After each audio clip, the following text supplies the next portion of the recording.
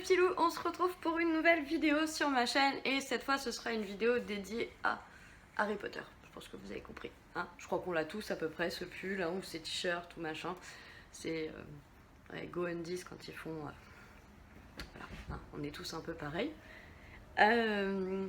Donc on va revenir sur la merveilleuse et sublime saga de J.K. Rowling qui est la saga Harry Potter. Oui, je vous laisse admirer mon super beau coffret Harry Potter, édition limitée de la FNAC de je sais plus quelle année, donc ne me demandez pas, je n'en ai plus aucune idée. Tout ce que je sais, c'est que c'est un coffret qui me suit, que les livres n'ont pas le droit d'être sortis du coffret, qu'on soit bien clair. Personne n'a le droit de lire ces livres-là, et encore moins les enfants, parce que s'ils me cordent une page, je les bouffe. Voilà, ça c'est dit maintenant. J'avoue que j'aimerais bien avoir le dernier coffret qui est sorti là, l'espèce de coffre. Je sais pas où le mettre en fait. Mais je dépenserai peut-être pour me l'acheter, on ne sait jamais. Enfin quoi, déjà je vais finir par les éditions illustrées, ce sera déjà bien parce que j'ai que le tome 1, il manque le 2, le 3. Et j'aimerais bien savoir s'ils sortent le 4 ou pas, si c'est prévu. S'il y en a un de vous qui a l'info, ce serait cool de la faire passer en commentaire. Donc je vais revenir sur cette saga, mais pas en relecture classique, mais parce que j'ai eu un partenariat avec Audible. Donc c'était un challenge, hein. Je devais écouter un tome par semaine. Bon, j'ai une semaine de retard sur mon planning parce que je me suis pris grippe et gastro à un moment et que j'ai pas pu me plonger dans l'univers Harry Potter, c'était trop difficile. Donc j'ai laissé courir. Donc forcément j'ai une semaine de retard.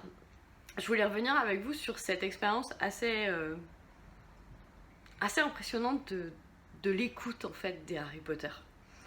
Parce que déjà... bon, j'ai pas eu énormément de livres audio, c'est-à-dire que j'en ai lu quelques-uns, bon, j'en ai écouté quelques-uns, c'est-à-dire que le premier que j'ai commencé c'était X-Files, oui, étant plus âgée que la majorité d'entre vous, parce que du haut de mes 37 ans, X-Files a bercé mon adolescence, donc quand on m'a proposé de découvrir du X-Files en audiobook, qui était plus ou moins la suite du dernier film que j'avais vu, quelque chose comme ça, je me suis dit bah pourquoi pas. Donc je me suis replongée dans un univers que je connaissais par cœur avec des voix qu'on connaissait, parce que forcément c'était vraiment ceux qui avaient doublé les voix de Mulder et Scully. Donc forcément déjà on entend les voix, c'est bon, moi j'ai été propulsée, j'étais propulsée dans la série, je les voyais évoluer devant moi, il n'y avait pas de souci, hein. Ensuite ce que j'ai lu en audio c'est la biographie plus ou moins de Mary Stuart. Donc rien à voir, là on m'expliquait la vie de quelqu'un, donc c'est pas vraiment une histoire qu'on écoute. Et je me suis lancé ce challenge donc d'un tome par semaine d'Harry Potter, parce qu'en fait je veux les relire ces livres depuis un temps, mais je sais pas, je crois que ça fait au moins 4 ans que je les ai pas lus. Mais j'avais pas le temps. Quand on voit la quantité de bouquins qu'il y a dans ma palle, j'avoue que replonger dans du Harry Potter, j'ai l'impression de perdre du temps. Alors que le livre audio, bah, le gros avantage, c'est que je marche beaucoup, donc les trajets à pied, le livre audio sur les oreilles, plier le linge, le livre audio sur les oreilles, faire du classement, le livre audio sur les oreilles, faire du ménage, le livre audio sur les oreilles. Au final, j'ai pu plonger dans l'univers Harry Potter sans perdre le temps de la lecture normale, comme si je m'étais assise dans mon fauteuil avec mon petit livre, etc. Donc j'ai gagné en temps. Par contre, c'est vrai que j'angoissais un peu sur l'idée d'avoir quelqu'un qui me raconte l'histoire et de savoir comment il allait jouer sur les émotions, les voix, etc. Et en fait, les narrateurs ont fait un travail de malade sur du Harry Potter. C'est-à-dire que les deux narrateurs, il y en a un qui fait les 4 premiers tomes et un qui fait les 3 derniers, ont réussi un challenge de taré, pour soit clair. Ils ont pris des voix différentes suivant quel personnage ils interprétaient. Ils ont réussi à mettre des émotions dans leur voix qui étaient juste géniales. Suivant l'action, etc., machin, le rythme de lecture était pas le même. De pouvoir se replonger, qu'on nous réexplique les détails qui entourent le château, etc. Bah, moi, c'est comme les premières lectures, hein, j'ai vu le décor se planter devant moi et les personnages évoluer, mais pas comme les personnages que je peux voir quand je regarde les films, parce qu'il faut dire que autant j'ai pas eu le temps de relire les livres, autant de me retaper les films en marathon week-end, ça... voilà. Donc c'est vrai que les films, je les connais par cœur. Par contre, je réalisais que j'avais oublier une quantité astronomique de détails en n'ayant pas relu les livres. Parce que par exemple, quand on a tous vu Les Animaux Fantastiques, on est tous tombés amoureux de ce petit nifleur, ce petit machin là qui vole les pièces, etc. machin. Mais en fait, ils sont dans les bouquins, les nifleurs. Ils ont jamais voulu nous les montrer dans les films. Je suis pas très d'accord, moi. On serait déjà tous tombés amoureux des nifleurs à l'époque. Donc ouais, c'est pour dire que c'était quelque chose qu'on a oublié. Mais c'est pareil, les beaux trucs, enfin, Piquette. Je crois que c'est surtout Piquette qu'on voit dans Les Animaux Fantastiques.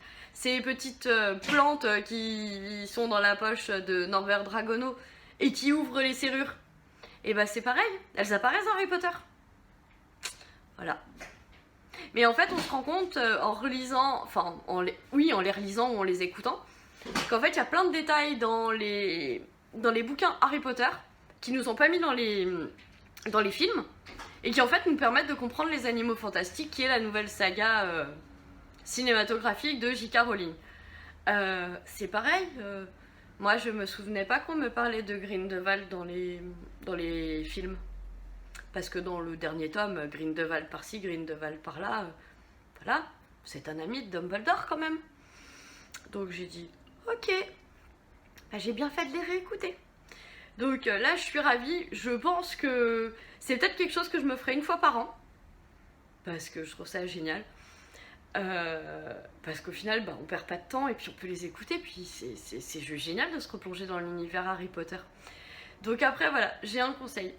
Pour tous les parents qui ont des enfants qui n'ont pas forcément envie de lire, parce qu'ils lisent lentement, parce qu'ils ont peur de pas tout comprendre, parce que pour plein de choses, le plus simple c'est de leur acheter le bouquin en format poche, de leur prendre le livre audio, et ça leur permet de pouvoir suivre l'écoute et de savoir à quel chapitre à peu près ils en sont, donc leur progression dans le livre. Mais aussi c'est que s'ils ont des questions et des doutes, et bah, ils peuvent vous dire: maman, papa, voilà, dans le livre, à cet endroit-là, j'ai pas tout compris, est-ce que tu peux m'expliquer? Et je suis persuadée qu'il y a plein de gamins qui adorent l'univers Harry Potter parce qu'ils ont vu les films, mais faites-leur écouter. Je suis persuadée qu'en livre audio, vos enfants peuvent vraiment devenir accros et commencer à lire Harry Potter pour de vrai comme des grands avec des livres. Donc voilà, enfin pour moi ça a été une expérience vraiment géniale. Je pense que voilà, je me suis même dit que j'allais peut-être me lancer dans la saga Le Seigneur des Anneaux en audio. Faut savoir que j'ai essayé de lire les bouquins, que j'ai jamais dépassé la page 100.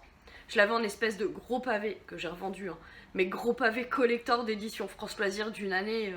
Je crois que le machin il faisait 1800 pages, enfin, c'était écrit tout petit, les pages elles étaient toutes fines, enfin, c'était atroce. Mais résultat, je me dis, peut-être que j'y arriverai pas moi toute seule, mais si je l'écoute, si quelqu'un me raconte l'histoire, peut-être que je vais réussir à m'y intéresser. Oui, parce que je n'aime pas le Seigneur des Anneaux, qu'on se le dise bien. Ou sinon, je peux aussi essayer les Game of Thrones. Ouais, je peux essayer Game of Thrones. Pareil, j'ai pas accroché à la série, j'ai lu que le premier bouquin et ça m'a un petit peu gonflé ces chapitres de changement de personnage et de point de vue, mais de revoir la même scène 25 fois, j'en pouvais plus. Donc voilà, tout ça pour vous dire que la lecture audio d'Harry Potter, ça a été pour moi une vraie bouffée d'oxygène livresque, en fait, même si j'ai pas vraiment lu. Parce que les narrateurs, c'était juste génial. En fait, j'avais l'impression qu'il y avait un conteur à côté de moi et qui racontait l'histoire que pour moi, comme si j'étais une petite enfant privilégiée de découvrir une histoire que personne d'autre ne peut entendre. Et rien que pour ça, enfin, je vous avoue, c'est génial, quoi. Faites partager ça à vos enfants. Je pense que le fait, plutôt que de leur raconter une histoire vous-même, parce qu'on n'y met pas forcément les voix, les tons, etc. qu'il faut, alors que eux, les narrateurs, ils l'ont fait, mais de manière admirable.